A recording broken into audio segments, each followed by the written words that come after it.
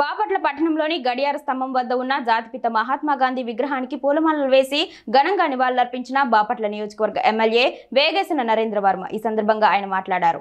దేశం కోసం శాంతియుత మార్గంలో స్వతంత్రాన్ని సాధించి భారతీయులందరికీ ఒక మహోన్నతుడిగా ఎదిగి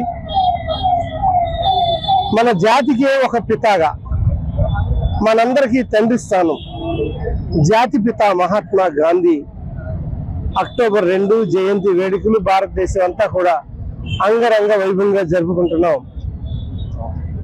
మహాత్మా గాంధీ జాతిపిత అంటూ మన కరెన్సీ నోట్ల మీద కూడా ఆ మహాత్మా గాంధీ పేరుతో నిరంతరం ఆ మహాత్మా గాంధీ ఆయన చేసిన పనులు, జాతీయ ఉద్యమాలు, శాంతితో స్థాపన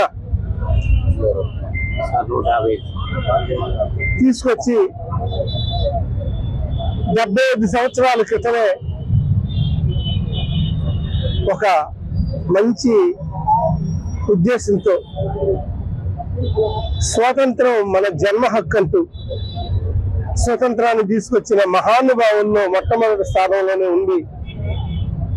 మన స్వతంత్రం అందించిన నేతగా మనందరికీ జాతి పితగా పేరుగాంచిన మహాత్మా గాంధీకి ఈరోజు మనం ఘన నివాళులు అర్పిస్తున్నాం.